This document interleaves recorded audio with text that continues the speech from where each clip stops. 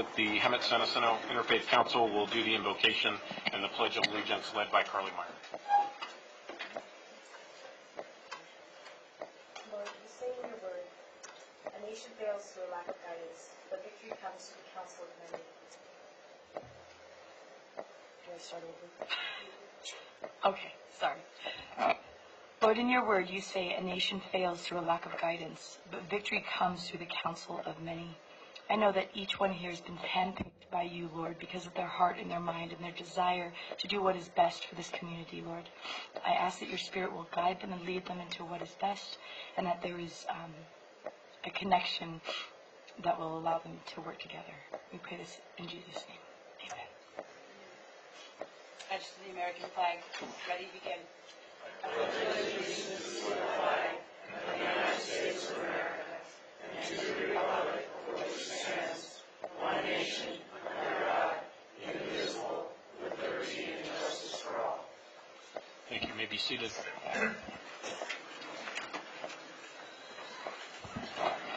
Up first, we have our City Attorney closed session report. Mr. City Attorney. Mayor, there's 2 items on the closed session today. Item 4, public employee evaluation, is held over until the end of your regular session tonight. Item 5, we addressed during your 6 o'clock study session. It was a conference with legal counsel. The City Council has authorized the City Attorney's Office to file a cross-complaint within this lawsuit against Raul Soto. The case is Wesley D. Martin versus Raul Soto et al., Riverside County Superior Court, case number MCC 1801179. That concludes my report. Thank you. Thank you, sir. Moving along, the consent calendar contains items which are typically routine in nature and will be enacted by one motion. Sir, are there anybody from the public who wishes to pull anything? Anybody from staff? Council? Okay. Seeing none being pulled, can I have a motion on the consent calendar? Okay, please vote. All right, that passes unanimous. You had some comments. Yes, I'd like to make a comment on my recommendation for the Planning Commission for the interim position, and thanking Lori Van Arsdale for stepping up and for the short period of time of 5 months.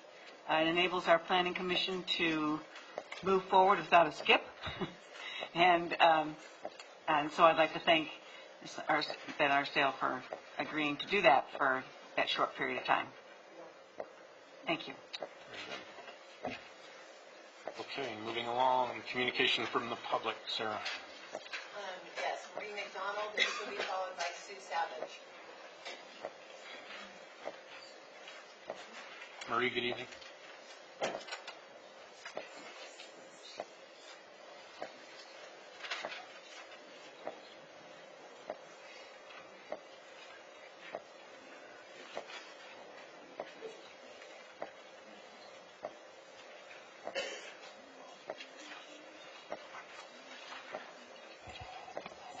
Good evening, Council.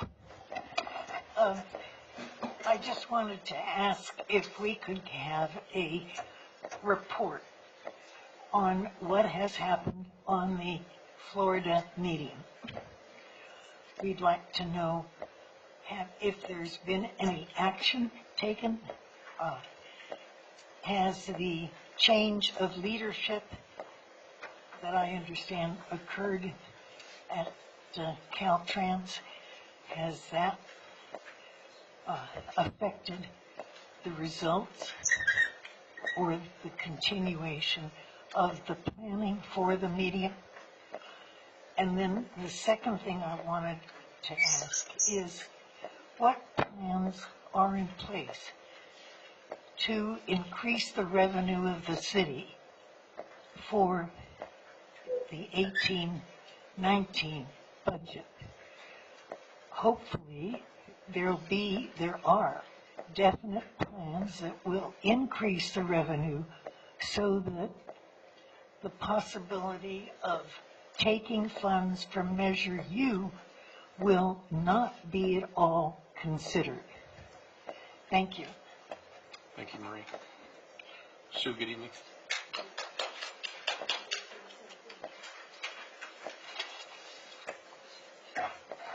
First, I'd like to congratulate Councilperson Brown and Councilwoman Krupa on their wins for the elections. Congratulations to both of you.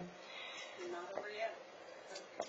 Oh, I'm sorry. I assume so. Thank you very much. So, and then, of course, I'm going to talk about investment, same as always. The September 25th Treasury Report shows $36,273 withdrawal from LAIF. The account detail shows it is interest received.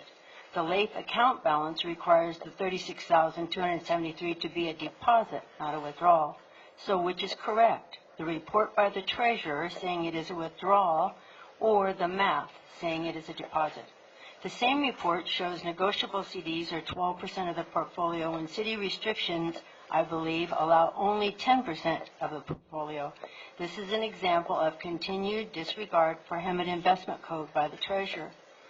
1 month treasuries are currently paying 2.2%. Prudent investor principles suggest nothing in the portfolio should pay less than treasury bills, the safest of all investments. A quick look shows $32,650,000 is paying less than the safest investment. $32,650,000 times 2% equals Marie's $650,000 Hemet taxpayers could be receiving in interest on investments. A prudent investor would invest for this best return. Think how many streets could be repaired, or fire and police hired, or stoplights added at dangerous intersections. $653,000 in interest can go a long way towards keeping Hemet's budget balanced. Hemet taxpayers deserve the best investment return along with safety of their tax dollars. So I offer, could we work together to accomplish it? For example, appoint me to the investment committee. We could work together to ensure the safest Hemet taxpayer dollars earning the best possible return. Thank you. Thank you. Any others? Sir? Okay. All right. We will move along to item number 11. Accelerated Retrofit Program, Brubaker Park. Chris? Good evening, Mayor and Council. If you will give me one moment, I'm going to see if I can get the other photo up here. Hold on.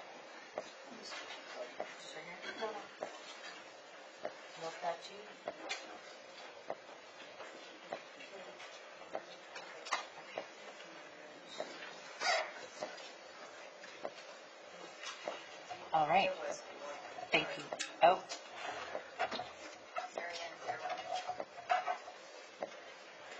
Come on up. If you want to pause real quick. Thanks, Chris. Give you a little background picture. Mood lighting too? All right. Marianne, good evening. Hi, good evening, City Council, Mayor. I have been doing some research on the internet and looking around, and I have not been able to find the code of ethics for Hemet. I don't know if there is, if there ever was. I would like to suggest that maybe we do implement that.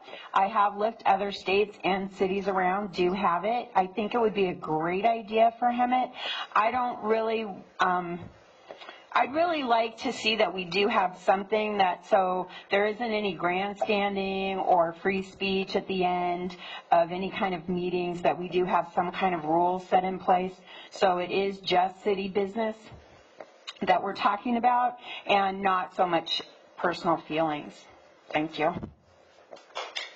Thank you. Are there any more speakers? Okay. Thanks, Chris. Now you're good.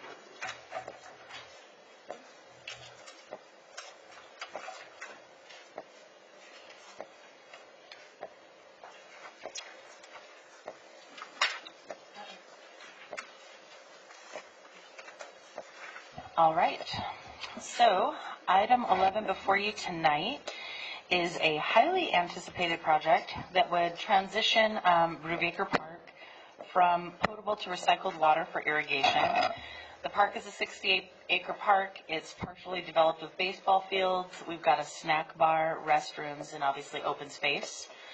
The transition has been decades in the making. We've been talking about this for a long time.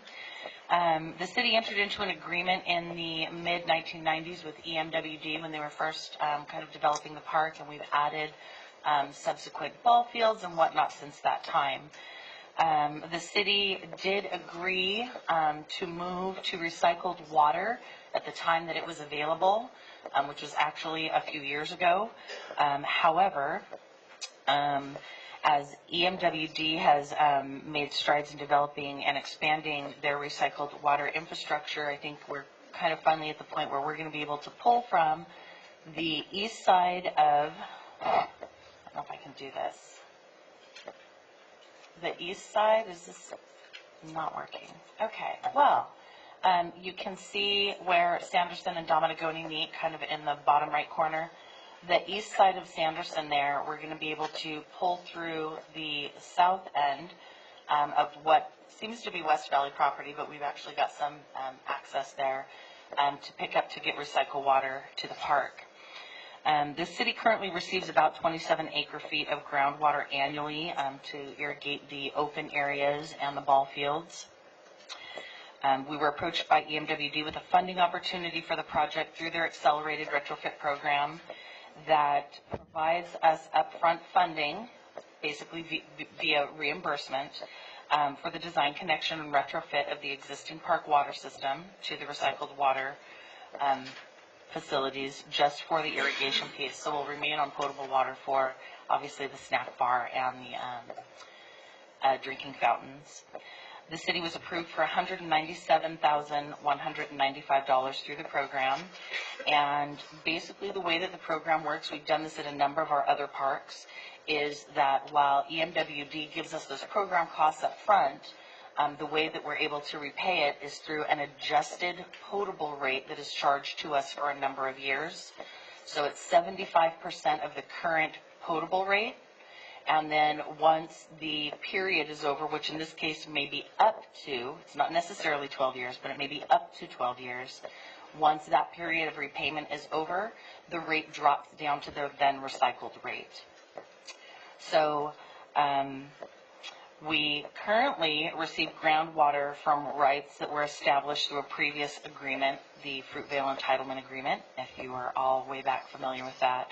But basically, the city pays a simple wheeling field to EMWD currently to deliver groundwater that we already own to the park. So in terms of this project, where it's a little bit different than maybe some of the other ones, is there is a cost associated with it. Currently, we pay about $4,100 a month. It's budgeted in our Parks Fund for the wheeling fees that we pay to Eastern. As we go to and transition to this, we will be looking at about a $12,000 a year increase in costs. But then after that repayment period is done, that'll back off by about $5,000. So we'll settle in, based on today's rates, at somewhere around $12,000 to $13,000 a year in water and irrigation costs for the park. If it is approved tonight, the construction of the project is projected to begin immediately and be completed by January 31st. If you recall, we do have a license agreement with Hemet Youth Baseball and Softball, and so they have the park from February through November every year, so this window really works for us right now. We did work with the procurement administrator, and we have already conducted a bid solicitation for the construction work, which came in under the amount that we were awarded through Eastern Municipal Water District.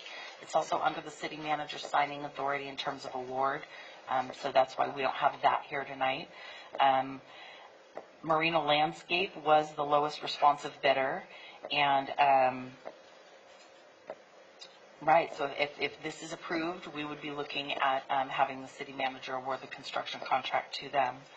So we are respectfully requesting that you would approve the city's participation in the accelerated retrofit program, authorize the city manager to execute the agreement, authorize the finance director to establish supplemental appropriations both for the revenue side and the budget side that we're going to need to use to pay before our reimbursement, And then also authorize City Manager Parker to approve purchase orders and any other documents that may come in support of the project.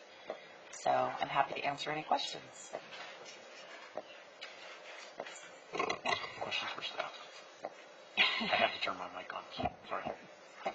Chris, on the slide, is it only the green areas that are currently there, or is it going to include the big brown area too? So what we're talking about is what we are currently irrigating right now. So all of the ball fields that you see, obviously the open space that's kind of got the tot lot.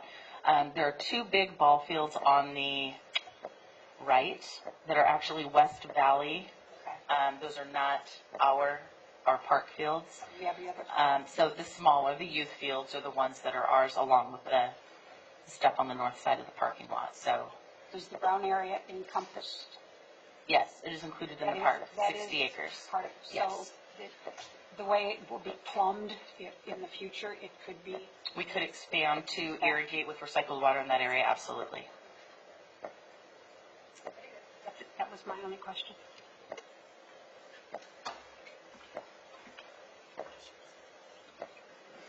I have a question for you.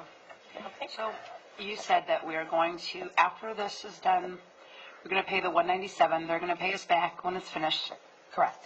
And then it says in our report, the water budgets will increase approximately $12,000 a year.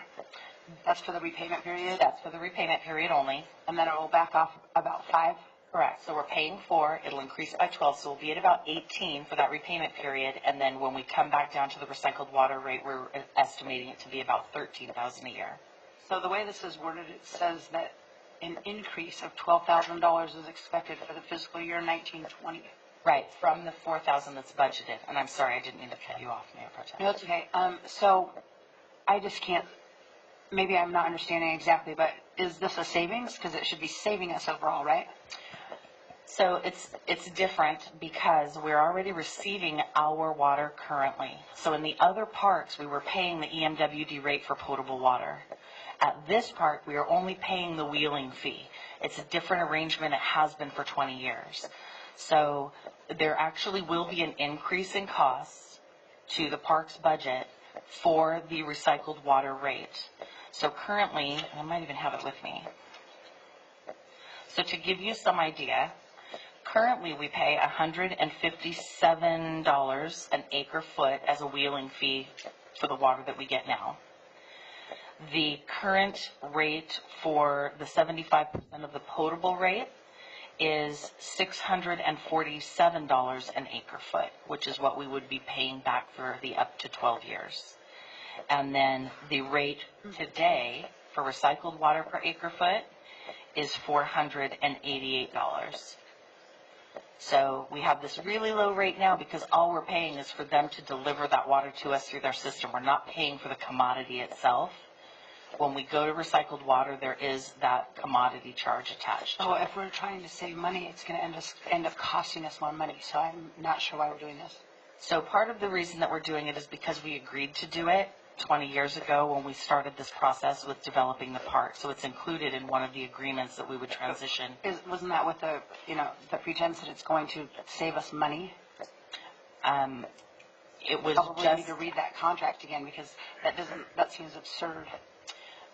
I think the intent of it was to take the demand off of the groundwater supply at the time. There were some other pieces of the puzzle in terms of the city was not able at that time to pay the connection fees to Eastern. And so we've also talked about, it's been so long now, how some of that has played in. But my understanding, and I read the agreement multiple times, was simply to be able to transition to that recycled water to take the demand off of the water supply at the time that the recycled water was available and feasible to come to the park. So this is our water in their pipes? Is that how I'm understanding this? Currently. Or is it their water? It's water rights that we have. It's water that we have as part of an older agreement, the Fruitvale Entitlement Agreement, which is a long time ago and has actually changed since we've joined the Water Master. Today, it is our water at their cost to deliver it to us through their pipes, because this is not our service area. We don't have any infrastructure in this area. Well, what I'm asking is that the water that's being used to water the parks is coming from Hemet Wells? No. It's coming from Eastern? It's coming from Eastern, and it's coming off of basically, to oversimplify it, our carryover credits. So it's not groundwater, it's coming from the Colorado River?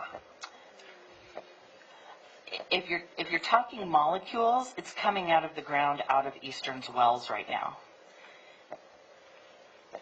So on paper, we own the water. As far as where the water and the molecules physically come out of, they are being pumped out of the ground. So many years ago, Thank there you. was something called the Fruitvale Improvement District, which Eastern took over. And all of the cities that were taking water from the Eastvale Improvement District, including the city of Hemet, took a share. They had a credit against Eastern. And Eastern would wheel, that means take the water from the Fruitvale area, which is in the San Jacinto River Basin, and wheel it down, pipe it down to us. 20-some years ago, the city entered into this agreement, not the agreement before you, but an underlying agreement where Eastern agreed to wheel our Fruitvale water to us for Brubaker Park. However, that agreement expires when Eastern is able to run recycled water to the park. It doesn't have an express deadline that I recall. It is essentially up to Eastern when they're ready to put in recycled water, because the facilities weren't available at that point in time. Now the facilities are available. So the reason this saves us money is, one, we don't have the mechanism to run our Soboba water or Watermaster share water to ourselves.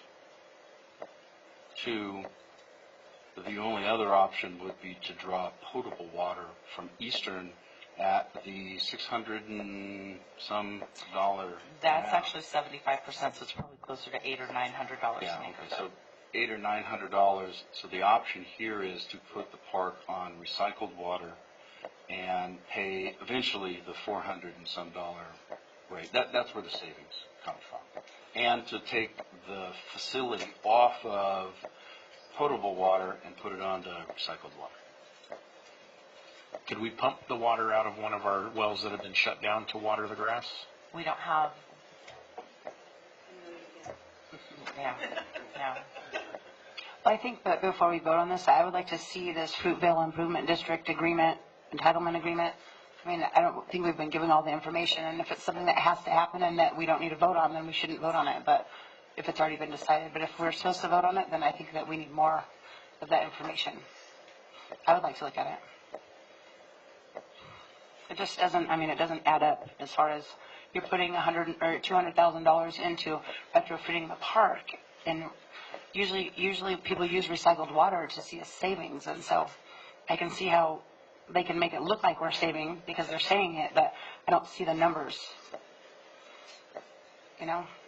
Well, and like I said, and like I shared in the report, from an operational perspective, we will be increasing the water budget in order to pay those costs. So, but it was a piece of some agreements that were put together in the past, and there were a number of amendments to the interagency agreement that leads to this transition, and everything stayed the same along the way. So.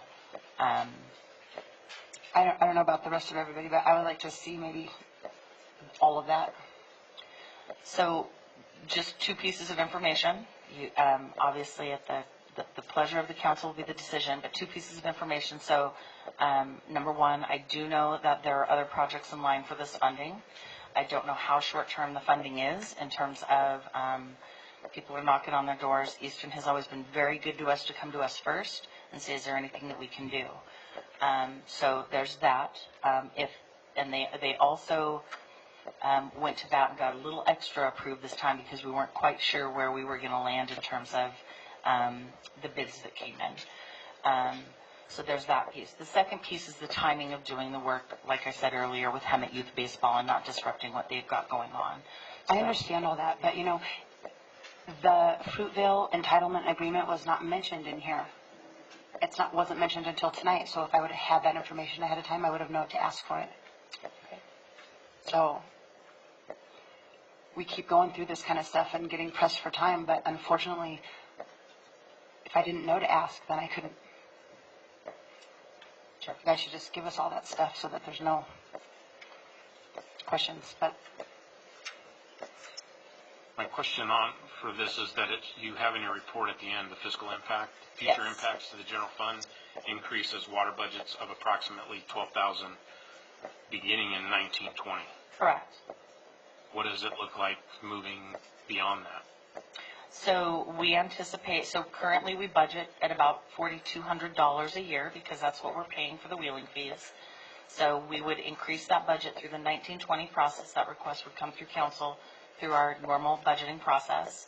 And it would remain at that new amount. I mean, obviously, if we found that we're really not using as much water anymore, we decrease or increase the budgets based on the actuals from the year before, or our projections from the year before. So for 1920 on up to potentially, for 12 years, we would anticipate the cost to be somewhere around $18,000 a year. As far as this year's concerned, if we were to move forward with the construction and everything was transitioned by the end of January, the difference that it would cost us for this fiscal year, we have some savings in the parks budget that we would use to offset that. So we don't anticipate needing any additional funding this year for it. So, Linda, you don't have any, I mean, you're on Water Master, do you have any light to shed on this? As far as I would say the overall impact, it will be good for the water basin because it does free up that potable water that is now being used to irrigate. In the long run, it will be advantageous for the city. It's going to take a while to get there. I've read about the Fruitvale Improvement District because I have a book on Eastern and on Metropolitan, but I don't know the specifics of what that agreement says, no. Obviously, to the council's discretion, however, that funding for the accelerated retrofit program will not be around for a very long time. So it would be the offset. I mean, we are not being good stewards by using portable water, number one, to do what they call non-functional. Sure.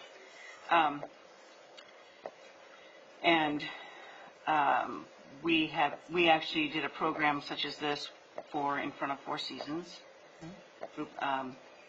for Altman Park, a number of others, and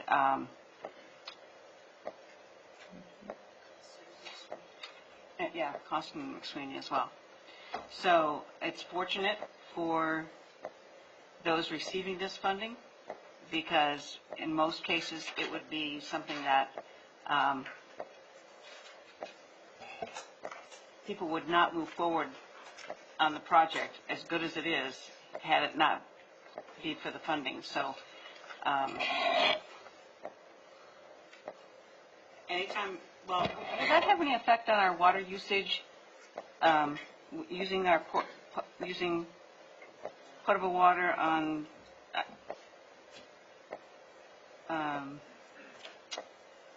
our 2020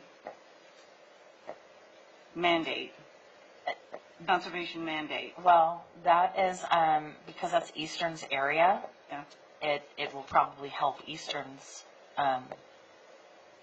removal. But it doesn't have an effect on us, on the city?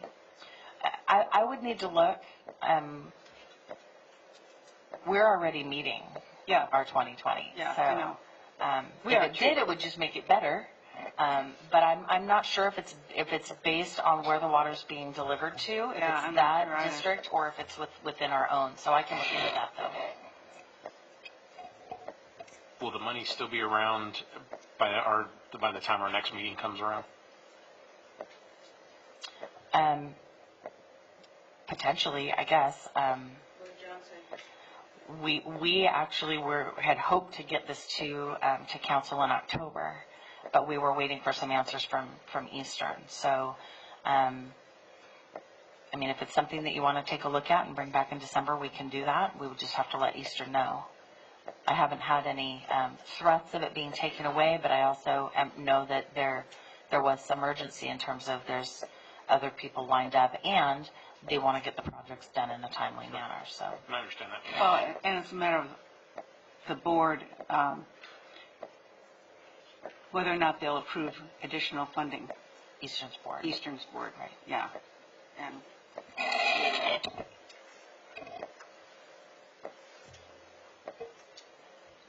If there's not such an urgency that it can be pushed to the next meeting, there's some questions I think that need to be answered. So if we can do that, I think that'd be beneficial for all of us. Question for the city attorney. You mentioned the Fruitvale agreement. Is that the interagency agreement that's mentioned in the beginning part of the background of the staff report? I don't think so. I think the interagency agreement's the one between Eastern and the city to have Eastern wheel the water to the park for us. So essentially what we'd be, if we postpone this till our next meeting, what we'd be looking for is, I guess, a mandate in the Fruitvale agreement that says that at the point that recycled water becomes available to this area, we have to do it? No, the Fruitvale agreement won't help you. Fruitvale water doesn't exist anymore. It's all been wrapped into our water right as part of the groundwater adjudication. The document that you want to read is the one that is mentioned in the first section of the staff report. It's the interagency agreement between Eastern and Hemet, and probably staff needs to provide you some historical background on why and how that came about. Thank you. Any other comments or questions?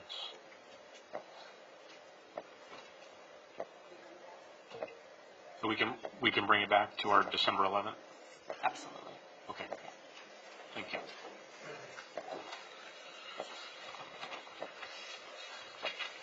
Do we need a motion for that? Sarah? Yeah, can we continue? Continue. I'll make a motion to continue this item to the December, whatever that date is, meeting. 11th, December 11th, and I'll second that. Please vote on the continuance.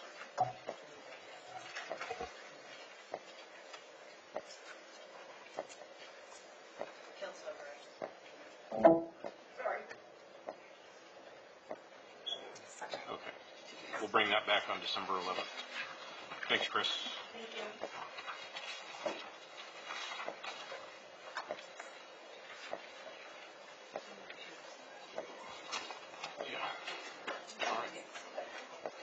Up next, item 12, recommendation by fire, first amendment to the CSG Consultants, Inc. agreement for services.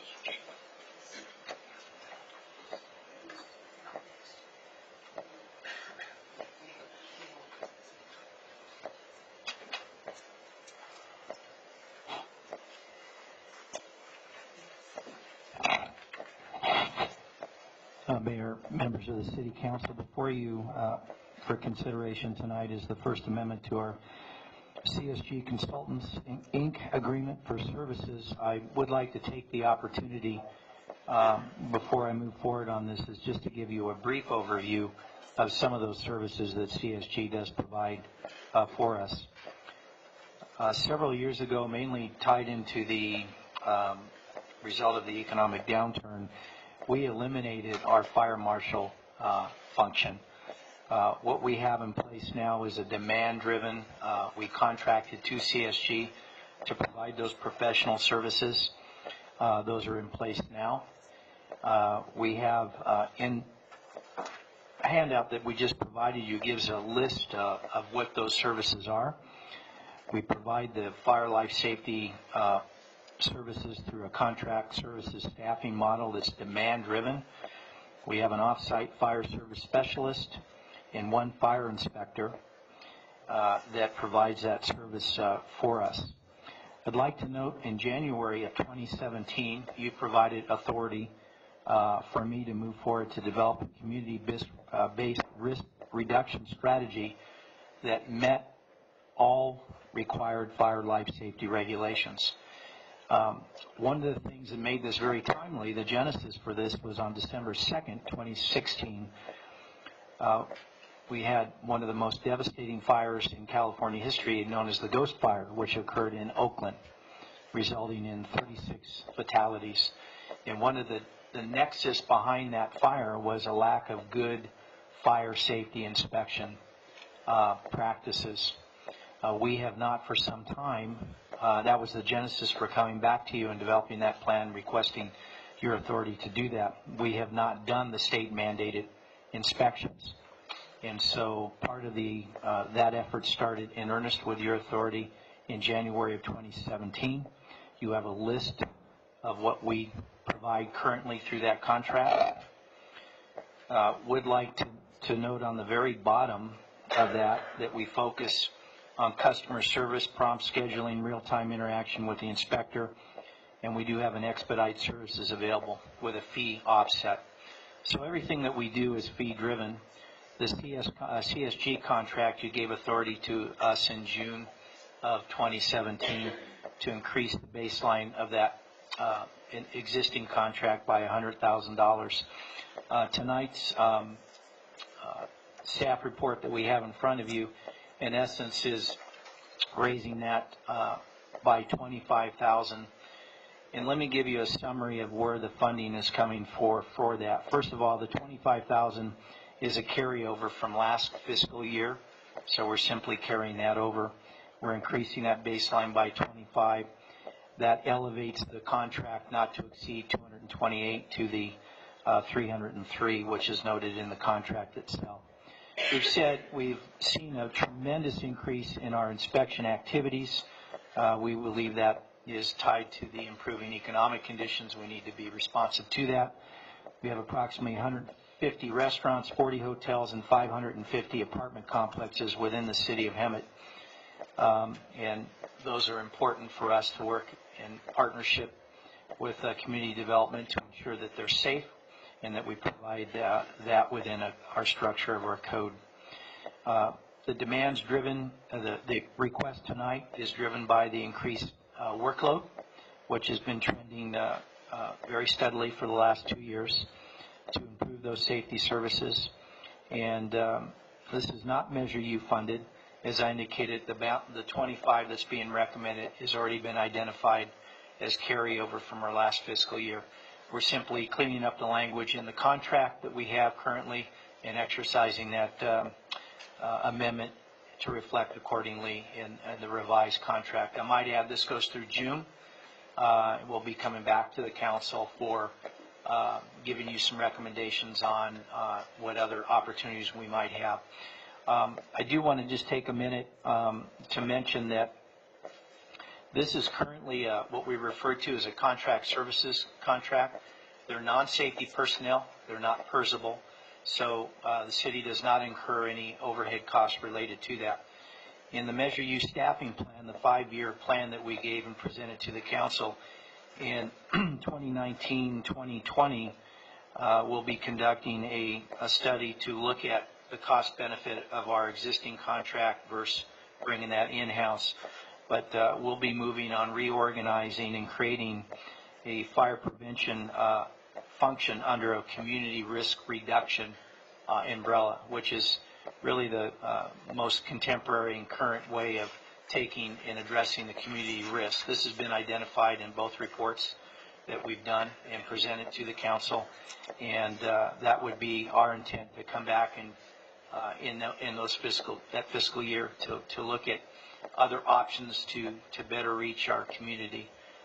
Prevention still is and continues to be one of the most important functions that we can provide in preventing a fire, and that is the goal. Tonight, we're respectfully requesting that you consider to approve the First Amendment to the CSG Consultant Agreement for services adjusting the not-to-exceed amount to $303,000. Authorize the city manager to execute the First Amendment to the agreement, and authorize the Finance Department to record a supplemental appropriation in the amount of $25,000 in the pre-identified account as noted in the report itself. And with that, I'll be open for any questions you might have. Questions for the fire chief?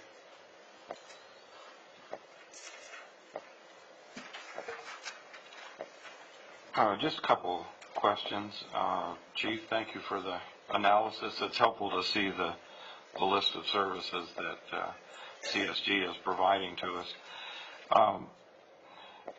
I noticed right in italicized in the middle of the document you gave us tonight, it says that that these were services that were at some point omitted by the city, so we were not performing them, and that these inspections are mandated by the state fire marshal. Do you know offhand consequences for non-compliance with those state fire marshal mandates? Significant, and we realized we had a significant gap. We addressed that through our first study and why we brought it back. I hate to use an example of the Ghost Fire, but that was really the genesis to ask the question, what are we doing here and what are our gaps and what should we do to address that? So I make mention of that because with your leadership and in the council's support, we've been able to move this in the right direction. So I think we can show with good faith that we're making that effort. Tonight, what you have before you is a result of that increased need to increase our capacity. Our inspector time has been increased, so we have that person physically on site here in the city, more available. It's allowed us to be more flexible and responsive, especially with the improved economy. We're seeing an uptick with building permits, those types of things, so we're able to be more responsive. Can we do a better job? Yes, but within the confines of the budgetary constraints that we have, I think we're making good progress, and I really look forward to that community risk reduction initiative in the out years, because I think that's something that all departments, you're going to hear a lot about that as a result of the wildfires this year. Climate change aside, there needs to be an aggressive approach in mitigation prior to an event. So strong codes, strong efforts, preventative efforts to prevent that, a fire from occurring, I think is a key strategy to our long-term sustainability here with our fire department and the services we provide for our city. And you mentioned that right now it's essentially demand-driven. Correct. So we're not really at the proactive stage that we would like to be ultimately. Yeah, the perfect scenario would be we have an engine company-based fire life safety inspection program, but we're simply, because of the operations impacts, simply cannot do that. Our engines are committed, with emergency responses. We have part of that risk reduction strategy is bringing back to you how we address that demand and be more proactive, because we do need to get out and be more proactive with our business owners especially, and we try to do that. When they call, they have an issue, we try to work very closely with them to get it remedied, whether it's a code, it's a structural issue or anything like that, and we can help solve the problem. I think that's key. We just don't have enough people to make that happen right now, doing the best we can with what we have. And you also mentioned in your staff report that these are somewhat offset by fees. Do you have any idea when we last visited our fee structure? Because essentially the fees need to be, well, first of all, they have to be justified based on the actual cost of providing the service. But oftentimes, that's a real fluid situation, and if we haven't looked at the fee schedule, and this would go citywide, not just for fire services. Any fee that we have, we need to make sure that it's actually covering our cost of providing that service. Current and up to date, and I'll defer to our city attorney to remind me when we did the fee study. It's been some time, or the city clerk. Not trying to create extra work, but I think but it's downstream we need to be looking and make sure that we're doing everything that we can to make sure that we are indeed coming close to recovering the cost for that. Thank you, Chief. Thank you. Any other questions? I have a question for you. Sure. On number one, it says that we're changing the not to exceed amount to 303, and that it is going to increase it by $25,000. And then down in the product description, it refers to the increase, and the math is $75,000. So, Yeah, this report, the summary there has been confusing, and we've been struggling with how to word that. That's 75,000. There's actually, we're in the third year of the contract, so if we had executed, the original contract allowed us to make an amendment of 25 per year. So that's representing that three-year if we index 25 per year. What we're doing tonight adding the is 25. just adding the 25. Yeah. Did that answer your question? Yeah, I think so. I mean, if we're increasing the not to exceed amount by 75,000, Yep. then it's still 75,000. And if we're not, then it should only be. We elevated the contract originally back in June of 2017-ish by $50,000 plus the 25. That's the 75. That makes the 75 total. So we had come to you originally after we identified the need and you approved our need to increase our presence with inspections. And we came back to you for an appropriation to increase that baseline to meet that need. So tonight, all we're doing is taking over the carryover and applying it for this year's budget. It's really like the 278, we're increasing at 25. Yes. Okay. Any other questions for staff? All right, this is a discussion action item. Is there anybody from the public that wishes to speak in favor or against this item? Seeing none, bring it back to the council. What do you want to do? I'll move to approve. I'll second. City manager wants to. Yeah, you're going to correct me if I'm correct. My understanding is it's not a carryover 25,000. It's an additional appropriation for the 25,000. Could you clarify it one way or another?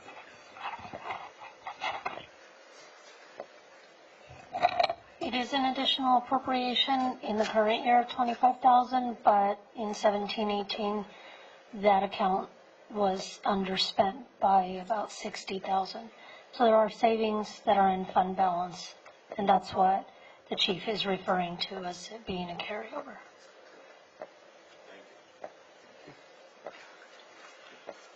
With that, let's vote. Thank you. Thank you, Chief. Up next, item 13, recommendation by Public Works equipment purchase 2 aerial trucks. Chris Jensen.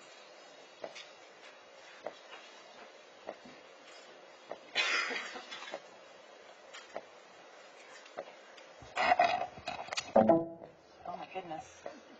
That was not good.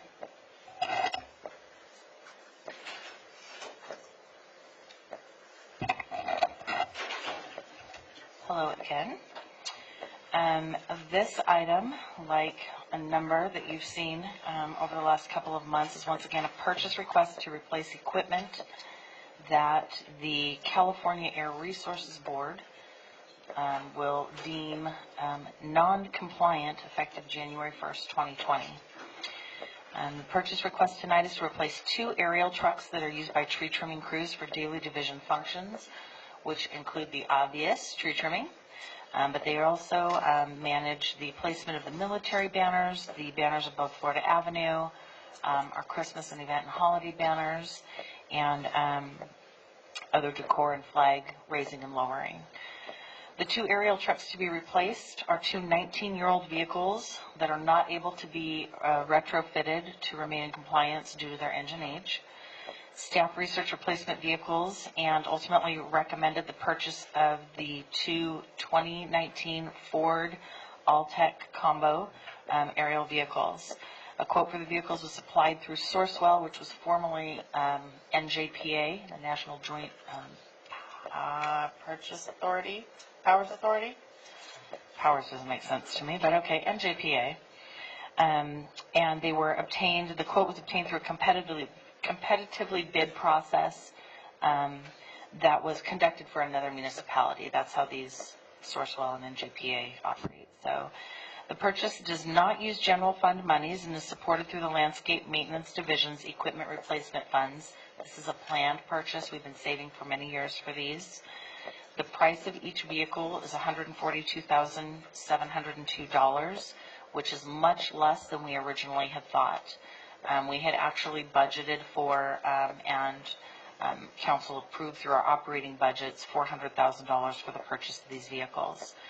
So the total for the two vehicles that we're requesting to replace is $404,000. The option that you see, we actually have 3 tree trimming crews, and the third vehicle we have, while it is not under the threat of being yanked out of being a frontline vehicle from CARB, we have had a number of issues with it. It's a 2005 vehicle that we believe has been probably underrated since day one in terms of the weight for the load that those trucks carry when they're full of wet chips from trimming and chipping. So because we were able to obtain quotes that were at such a lower cost than we had originally anticipated, we did, as an option for council consideration, also to request to replace that third truck. That 2005 vehicle has cost us over $20,000 in repairs in the last 3 years alone. So we just would like to see the fleet improved both on the safety side as well as be obviously in compliance with the California Air Resources Board.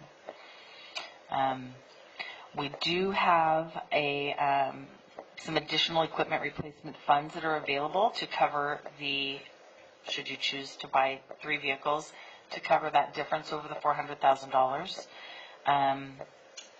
As you guys know, our mechanics squeeze every mile they can out of all of our vehicles. This is just one of those situations where we're not able to retrofit. In a year, we won't have these aerial trucks. And again, as with any of our larger vehicles, there's a 12-month lead time on it. So we're here in front of you tonight to try to get ahead so we don't find ourselves without the ability to do all the things that these crews do with those vehicles. I am happy to be the director standing here with her feet firmly on the ground and not the girl in the bucket in these trucks, but also know that we need them and would like to, give the crews the right tools to continue to do the thing that they choose to do. So, if you have any questions. Questions for staff?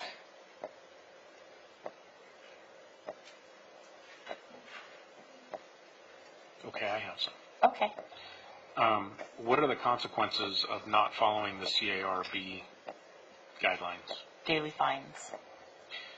And when we sell these vehicles off at surplus, are they going to be sold to somebody in state or out of state? They cannot be used within the AQMD management district. So they go out of state. Okay. Because I was going to say, if they're in state, then what's the point? Right. And then so the question that we always visit is grants. Because we always talk about applying for them someday. Correct. Equipment grants for these kinds of vehicles are tough to get. We talked, the latest one that we talked about, and it probably kind of sounds like old news now, but we really tried to collectively take a look at all of these pieces of equipment that we knew had to go away, and try to went after the Carl Moyer grants. This wasn't necessarily something that qualified because it's on-road, not off-road. However, the challenge that we have is lots of times we find that some of the other industries are beating us out in terms of mileage that we're putting on it versus idle time. in the situation of an aerial truck, you have a lot more idle time than you do drive time throughout the city. So, Well, just so that we have the facts, October 22nd, 2018, the U.S. EPA awards $9.6 million in grants to reduce harmful diesel emissions in California, and these are for cities. There's California plans for $415 million to fund clean trucks. That was September 28th. There's a bunch of different, here's CARB announces more than $2 million in funding for clean freight transportation. Now, obviously, this isn't freight, but there's so many different, and even over, like in 16, 17, the millions of dollars that were given towards 2 cities. And I'm just going to say, for 2 years, next month is going to be 2 years. I've heard us talk about our opportunities and us possibly getting grants, but I haven't seen us, I don't know, I don't think that we're trying hard enough, because we are at a place where we need money, and so even if it's only $50,000, even if it's only 20 towards one of these trucks, that'll be 20 times 2 or 20 times 3. right. And in this case, and I'm going to have to ask Mr. Charles Russell, the vehicles that we're replacing are gasoline vehicles, not diesel vehicles. They are diesel, but we were replacing them with gasoline. Got it. So,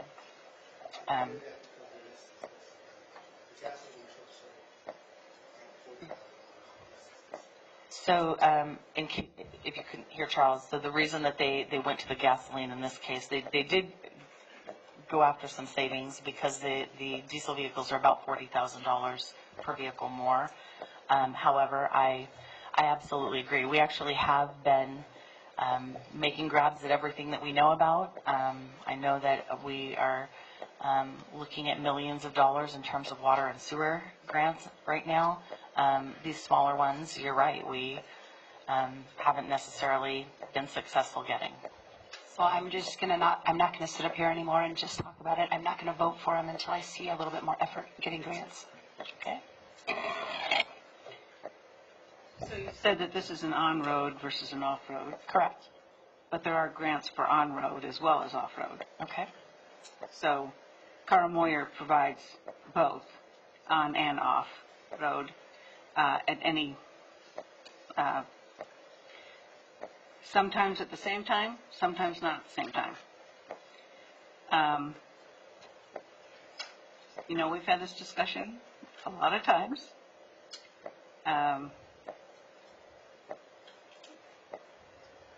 I just wonder if, you say we haven't been successful, but how hard have we tried?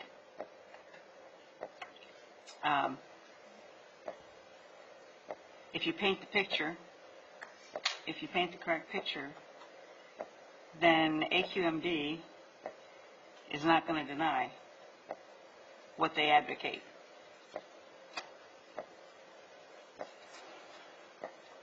It just seems to be a continuous conversation without any results. Well, and I can tell you, we put major effort into the last Carl Moyer. And we're, as I mentioned before, we talked to them multiple times, let them know what the condition of the city was in. This is related to off-road, not these. And it was at the time, the farming industry and the farm implements and were just winning out in terms of the points and the scoring. We weren't even hitting the threshold, because most of the vehicles, again, because we squeezed so many miles out of them, were